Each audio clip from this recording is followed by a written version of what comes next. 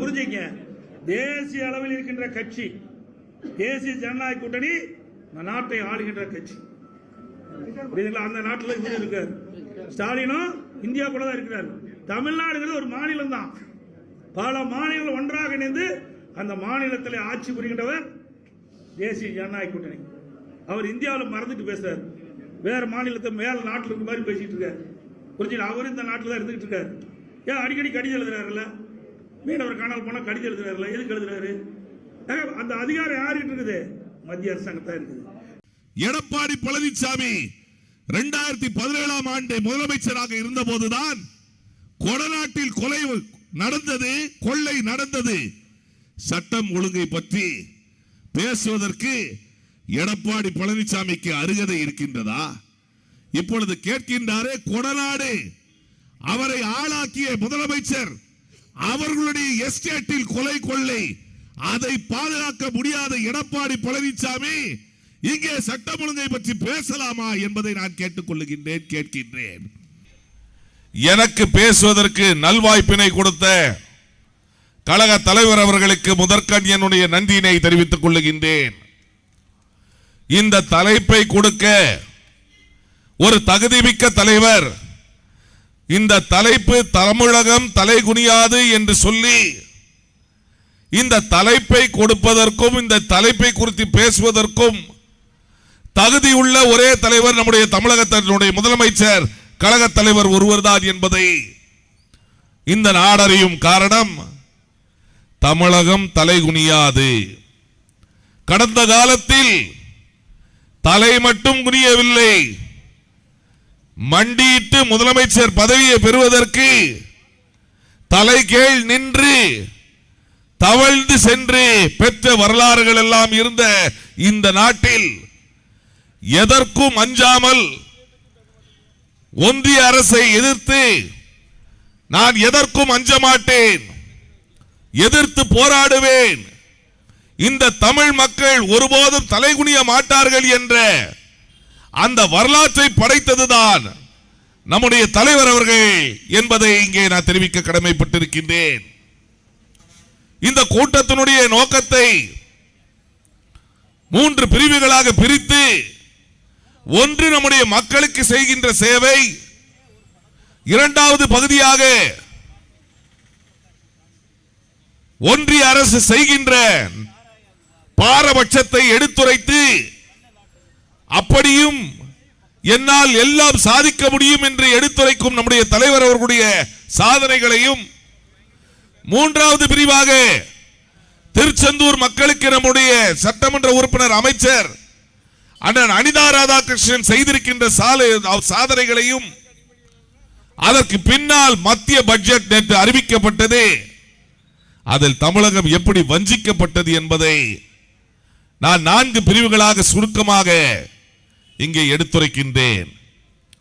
எனக்கு முன்னாலே பேசிய நம்முடைய தலைமை கழக பேச்சாளர் சிறப்பாக தெரிவித்தார், இது தாய்மார்களுக்கான ஆட்சி, மகளிருக்கான ஆட்சி என்று பல்வேறு வகையில் திட்டங்களை சொன்னார். என்னுடைய பங்கிற்கும் நம்முடைய தாய்மார்களுக்கு தெரிவித்துக் கொள்கின்றேன். விடியல் பயணம் என்று சொன்னாரே அந்த திட்டம், அந்த திட்டத்தின் மூலமாக இன்று வரை 730 கோடி பயணங்கள் தமிழகத்தில் இருந்திருக்கின்றது. ஒரு பயணம் அல்ல, 2 பயணம் அல்ல, 730 கோடி பயணங்கள் இதுவரை விடியல் திட்டத்தின் மூலமாக தாய்மார்கள் பயன்பெற்றிருக்கின்றார்கள். ஒவ்வொரு தாய்மாருக்கும் 888 ரூபாய் முறை 3000 வரை, 888 முதல் 3000 வரை ஒவ்வொரு மாதமும் சேமிப்பு இருக்கின்றது. அது மட்டுமல்ல, இங்கே தாய்மார்களுக்கு ஒவ்வொரு ஆண்டும் கலைஞர் உரிமை தொகை கொடுத்திருக்கின்றார்களே, இதுவரை நீங்கள் பெற்றிருக்கின்ற அந்த தொகை 29,000 ரூபாய். ஒவ்வொரு தாய்மாருக்கும் இதுவரை 1.30 கோடி தாய்மார்களுக்கு 29,000 ரூபாய் இதுவரை கொடுக்கப்பட்டிருக்கின்றது. அரசு பணிகளில் பெண்களுக்கு 40% உயர்த்தி சமூக நீதியை நிலைநாட்டியது நம்முடைய தளபதியினுடைய ஆட்சிதான்.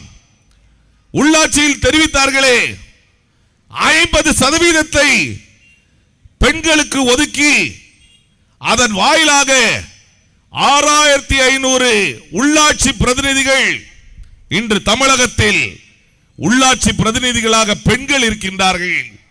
இதற்கு காரணம் நம்முடைய கழக ஆட்சிதான். அது மட்டுமல்ல, தமிழகம் தலைகுடியாது என்று சொல்லுகின்றார்களே, மத்திய ஒன்றிய அரசினுடைய நயவஞ்சகம், தமிழ் மொழிக்காக தமிழ் இனத்திற்காக பாதுகாக்கக்கூடிய நம்முடைய தலைவர் அவர்கள் மத்திய அரசு மும்மொழி கொள்கை, அதாவது இந்தியை திணிப்பதற்காக மும்மொழி கொள்கையை அறிமுகப்படுத்தி அதன் வாயிலாக இந்தியை திணிப்பதற்கு துணிந்த போது அதனை எதிர்த்து மத்திய அரசிலிருந்து கிட்டத்தட்ட 2100 கோடி ரூபாய் கல்விக்காக வரக்கூடிய அந்த நிதி வராத பட்சத்திலும் ஒன்றிய அரசை எதிர்த்து இன்று வரை போராடக்கூடிய ஒரே தலைவர் நம்முடைய தலைவர் ஒருவர் தான் என்பதை இங்கே நான் தெரிவிக்க கடமைப்பட்டிருக்கின்றேன். இருமொழி கொள்கை என்பது பேரறிஞர் அண்ணா அவர்களால் இயற்றப்பட்டது. இருமொழி கொள்கை ஆங்கிலம் மற்றும் தமிழ் இந்த இரு மொழிகள் தான் இருக்க வேண்டும் என்று சொல்லி பேரறிஞர் அண்ணா அவர்கள் அந்த இருமொழி கொள்கையை உருவாக்கினார்கள், அதனை சட்டத்தில் ஏற்றினார்கள். அதை பின்பற்றி அந்த கொள்கையில் திடமாக இருக்கின்ற ஒரு தலைவர் நம்முடைய தலைவர் தளபதி அவர்கள் என்பதை இங்கே நான் தெரிவிக்க கடமைப்பட்டிருக்கின்றேன். இந்தி திணிப்பை எதிர்த்து போராடிய கீழப்பழவூர் சின்னசாமி ஜனவரி 25ஆம் தேதி வீர வணக்கத்தை அவர்களுக்கு கூட்டமாக மட்டும் அறிவிக்காமல் தமிழர் தியாக நாளாக அரசு விழாவாக அந்த இந்தி எதிர்ப்பை எதிர்த்து தங்களுடைய உயிரை மாய்த்தவர்களுக்காக தமிழக அரசினுடைய விழாவாக அறிவித்த பெருமை நம்முடைய தளபதி அவர்களை சாரும்.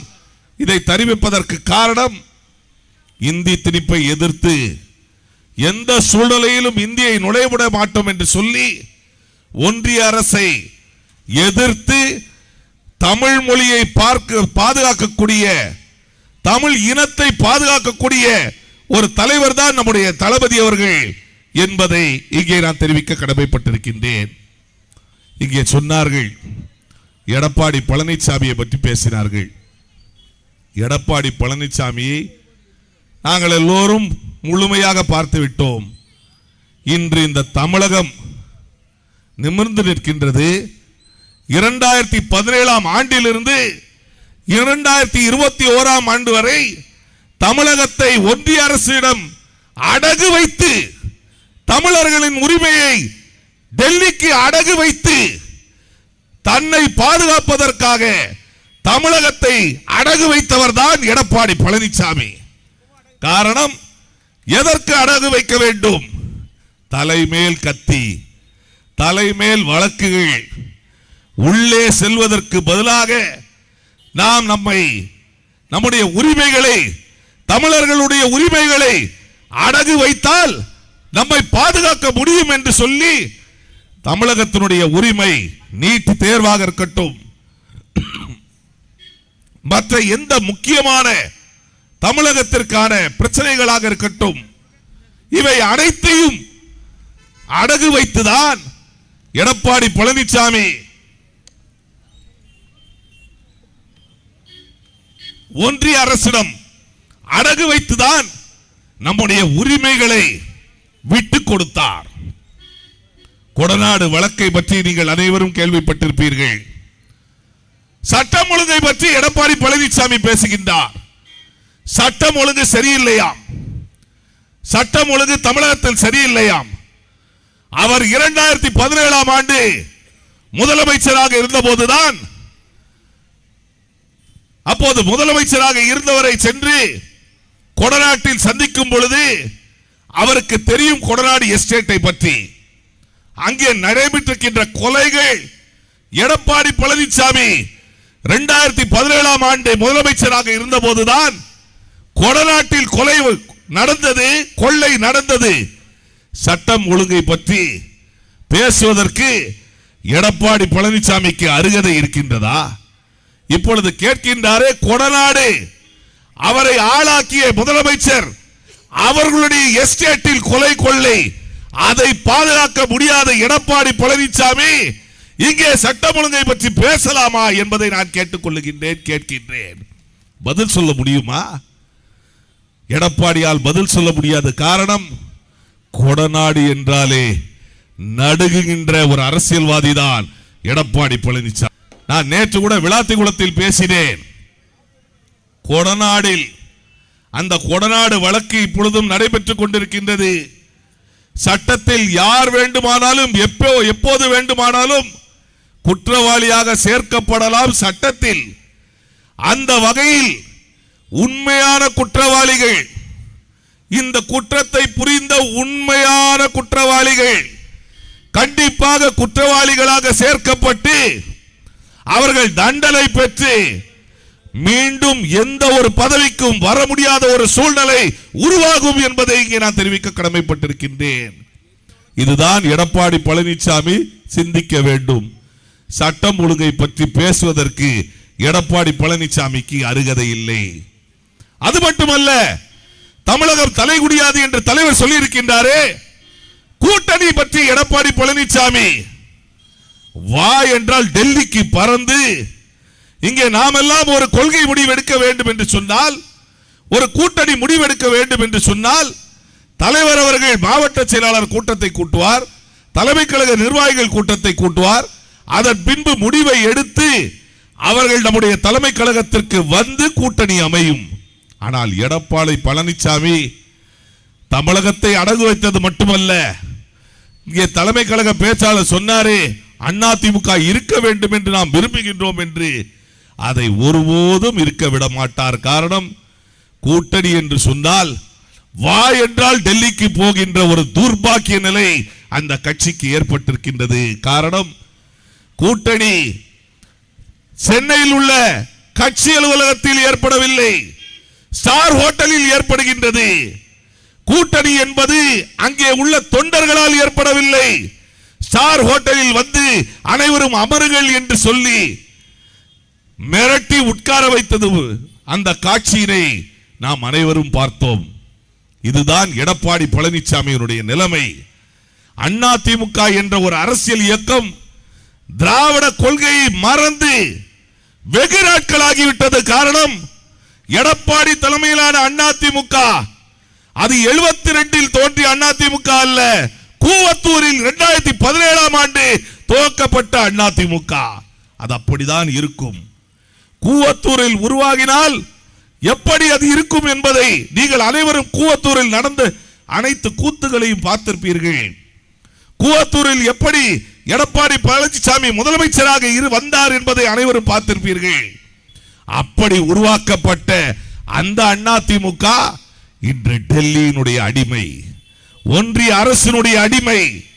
ஒன்றிய அரசு என்ன சொல்கின்றதோ நாம் இப்பொழுது பார்த்தோமே. பிரதம அமைச்சர் இங்கே வந்து தேர்தல் பிரச்சாரம் செய்கின்றார். ஆனால் கூட்டணி கட்சியான அதிமுகவினுடைய பெயரையே சொல்லவில்லை.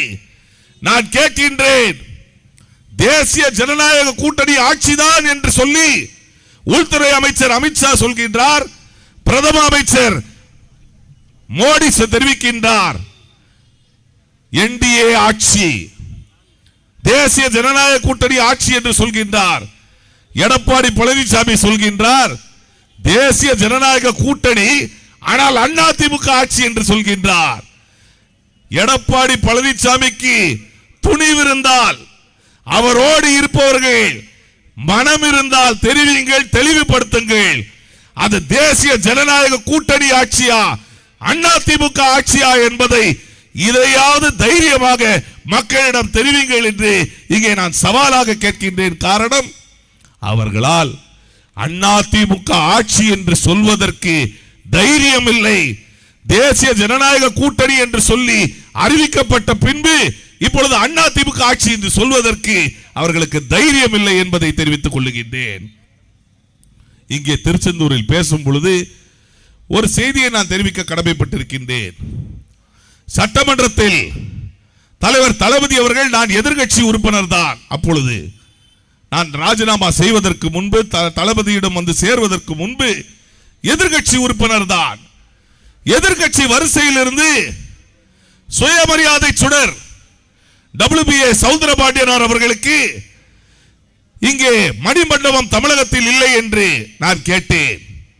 உடனடியாக திராவிட இயக்கத்தில் ஒரு முக்கிய பங்காற்றிய சுயமரியாதை சுடர் WBA சவுந்தரபாண்டியனார் அவர்களுக்கு மணிமண்டபம் அமைக்க வேண்டும் என்று நான் கோரிக்கை வைத்த போது, நான் எதிர்க்கட்சி உறுப்பினராக இருந்தாலும் எழும்பி நின்று அவருக்கு தமிழகத்தில் அமைக்கப்படும் என்று சொல்லி எந்த கட்சி பாகுபாடும் இல்லாமல் ஒரு திராவிட இயக்கத்தினுடைய தலைவரை மரியாதை செலுத்தும் வகையில் அன்றைய தினம் அதற்கு அறிவிப்பினை கொடுத்த தலைவர் தான் நம்முடைய தளபதி அவர்கள் என்பதை இங்கே நான் எடுத்துரைக்க கடமைப்பட்டிருக்கின்றேன். அதே போன்று நாங்கள் எல்லோரும் சட்டமன்றத்தில் அண்ணன் அவர்களும் இருந்தார்கள். காலனி என்ற ஒரு வார்த்தை நம்முடைய ஆதிராவிட பெருமக்கள் வசிக்கின்ற பகுதிகளில் காலனி என்ற வார்த்தை இருக்கின்றது என்பதை அறிந்து இனிமேல் நம்முடைய திராவிட ஆட்சி, திராவிட மாடல் ஆட்சியில், சமூக நீதியை கடைபிடிக்கின்ற இந்த ஆட்சியில் எந்த ஒரு சூழ்நிலையிலும் காலனி என்ற வார்த்தை இருக்கக்கூடாது என்று சொல்லி ரத்து செய்த பெருமை நம்முடைய தளபதி அவர்களை சாரும் என்பதை தெரிவித்துக் கொள்கின்றேன். அது மட்டுமல்ல, இங்கே மத்திய பட்ஜெட்டை நீங்கள் எல்லோரும் பார்த்திருப்பீர்கள். மத்திய பட்ஜெட்டில் தமிழகத்திற்கு ஏதாவது ஒரு திட்டம் வந்திருக்கின்றதா? கோவைக்கும் மதுரைக்கும் மெட்ரோ ரயில் திட்டம் கொடுக்கப்பட்டிருக்கின்றதா? எய்ம்ஸ் கல்லூரி, எய்ம்ஸ் மருத்துவமனை அமைக்கப்பட்டிருக்கின்றதா? எந்த ஒரு திட்டமும் தமிழகத்திற்கு இல்லை. நாம் 1% வரியை செலுத்தினா தாய்மார்கள், பெரியோர்கள் எல்லோரும் தெரிந்து கொள்ள வேண்டும் என்று நான் தெரிவித்துக் கொள்கின்றேன். நாம் 1% வரியை மத்திய அரசுக்கு பங்கு நம்முடைய பங்கை கொடுத்தாலும் அதற்கு மத்திய அரசு நமக்கு கொடுக்கும் பங்கு 29 பைசா. நாம் 1 ரூபாய் கொடுத்தால் அவர்கள் நமக்கு கொடுப்பது 29 பைசா. ஆனால் அவர்கள் கொடுக்கின்ற பகிர்வு மற்ற மாநிலங்களுக்கு, குறிப்பாக உத்தரப்பிரதேசம் 1 ரூபாய் மத்திய அரசுக்கு வரி பங்கு, தன்னுடைய பங்கை கொடுத்தால் 2.73 ரூபாய், 2 ரூபாய் 73 பைசா உத்தரப்பிரதேசத்திற்கு. பீகாருக்கு அவர்கள் கொடுக்கின்ற தொகை 7 ரூபாய் 6 பைசா. இதில் எப்படி நம்முடைய தமிழகத்தை வஞ்சிக்கின்றார்கள்? மத்தியில் உள்ள பாரதிய ஜனதா கட்சி நம்ம எப்படி வஞ்சிக்கின்றது? நாம் 1 ரூபாய் கொடுத்தால் 29 பைசா தான் நமக்கு வருகின்றது. ஆனால் மற்ற அவர்கள் ஆளுகின்ற மாநிலங்களுக்கு 7 ரூபாய் வரை கொடுக்கின்றார்கள். ஆனால் இவை அனைத்தையும் தாங்கிக் கொண்டு, எதற்கும் அஞ்சாமல், எதற்கும் துணிந்து தமிழகம் தலைகுடியாது என்று சொல்லி இன்று வரை போராடி திட்டங்களை நிறைவேற்றி, நான் கூறியிருக்கின்ற இந்த அனைத்து திட்டங்கள், விடியல் பயணமாக இருக்கட்டும், 1000 ரூபாய் திட்டமாக இருக்கட்டும், அனைத்தையும் செய்து தருவது நம்முடைய தளபதி ஒருவர்தான். எல்லையும் தாங்கி தமிழகத்தை ஒருபோதும் டெல்லிக்கு பணிய விடமாட்டேன் என்று சொல்லி திட்டங்களை கொடுக்கும் நம்முடைய தலைவர், நம்முடைய தளபதி அவர்கள். ஆகவே நான் தெரிவிப்பதெல்லாம், கடந்த காலங்களில் மறைமுகமாக பாரதிய ஜனதா கட்சி அதிமுக மூலமாக 2017 ஆண்டு முதல் 2021 ஆண்டு வரை ஆட்சி செய்தது. ஆனால் தளபதி முன்னால் அது நடக்காது. தளபதி அதை ஏற்க மாட்டார். திராவிட கொள்கை, சுயமரியாதை உள்ள இயக்கம், திராவிட கொள்கை பின்பற்றுகின்ற இயக்கம் திராவிட முன்னேற்ற கழகம் தான் என்பதை தெரிவித்து, என்றைக்கும் தமிழகம் தலைகுடியாது. மீண்டும் இந்த திட்டங்களை சொல்லி தமிழகத்தில் திராவிட மாடல் ஆட்சி தளபதியினுடைய தலைமையில் 2026 ஆண்டு அமையும் என்று சொல்லி விடைபெறுகின்றேன். நன்றி, வணக்கம்.